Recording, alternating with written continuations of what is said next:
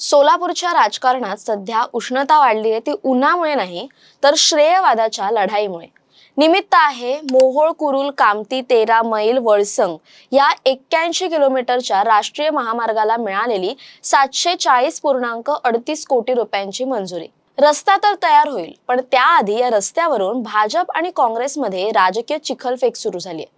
एकीकडे खासदार प्रणिती शिंदे दावा करतायत की त्यांच्या पाठपुराव्यामुळे हे काम झालं, तर दुसरीकडे भाजप आमदार सचिन कल्याण शेट्टी आणि पालकमंत्री जयकुमार गोरे यांनी प्रणिती शिंदेंवर जोरदार निशाणा साधलाय।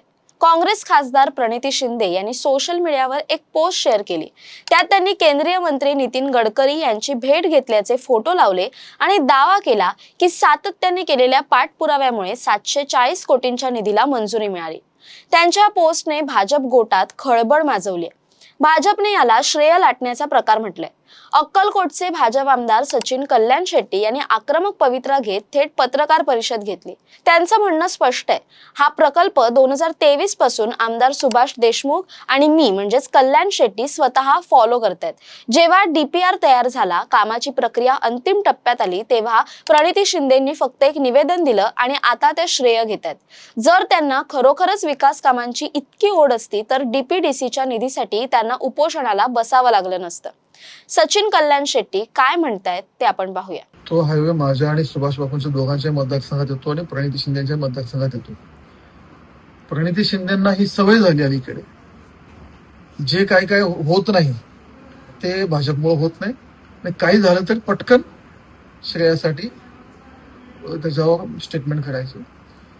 ह्या मागील जवळपास 2023 पासून माझा फॉलोअप आहे। या संबंधित माझं केंद्रीय मंत्री गडकरी साहेबांसोबत वारंवार पत्रव्यवहार आहे आणि सुभाष बापूंचाही आहे। सुभाष बापूंना ज्या दिवशी केंद्रीय मंत्री गडकरी साहेबांचा पत्र आला, त्याच दिवशी मलाही मंजुरीचं पत्र सेम डे मलाही आला आणि पहिल्यांदा ह्याची पोस्ट जे सार्वजनिकरित्या जे मी केली, मी पोस्ट केल्यानंतर प्रणिती शिंदेना कळलं, तू पण माहिती नव्हतं। आणि प्रणिती शिंदेंनी डीपीआरची काम प्रोसेस पुढे गेल्यावर डीपीआरची वर्क ऑर्डर निघाल्यावर त्यांना कुठून तर कोणकोण लागली की हे काम होणार आहे। तुम्ही बघितलं जर डेट तुमच्या लक्षात येईल की डीपीआरच्या वर्क ऑर्डर झाल्यानंतर प्रणिती शिंदेचं निवेदन गडकरी साहेबांनी दिलंय। त्यामुळं श्रेयवादासाठी प्रणिती शिंदे धडपडत आहेत, आम्ही बिलकुल नाही। सोलापूरच्या राजकारणात पालकमंत्री जयकुमार गोरे आणि प्रणिती शिंदे यांच्यातील शाब्दिक युद्ध काही नवीन नाहीये। या रस्ते वादात उडी घेत गोरेंनी तिखट शब्दात टीका केली आहे। गोरे म्हणाले, सोलापूरच्या जनतेने गोंधळून जाण्याची गरज नाही, हे काम भाजपच्या आमदारांनी करून घेतलंय। ताई साहेबांनी सोलापूरच्या रस्त्यांची काळजी करण्यापेक्षा दिल्लीतील राहुल गांधींच्या घराकडे जाणाऱ्या रस्त्यांची काळजी करावी। हा टोला थेट प्रणिती शिंदेंच्या राष्ट्रीय राजकारणातील भूमिकेवर लगावण्यात आलाय। पालकमंत्री गोरे यांनी स्पष्ट केलं की केंद्रात आणि राज्यात भाजपचे सरकार असल्याने विकास कामे मार्गी लागतायत आणि विरोधक फक्त फोटो सेशन करतायत। श्रेयवाद बाजूला ठेवला तरी सोलापूरकरांसाठी ही बातमी मोठी आहे, कारण या रस्त्याची एकूण लांबी आहे 81.37 किलोमीटर। हा मार्ग म्हणजेच मोहोळ कुरुल कामली 13 मैल औराद बंकलगी आणि वळसंग असा हा मार्ग असणार आहे। 740.38 कोटी रुपयांचा याला निधी लाभलाय।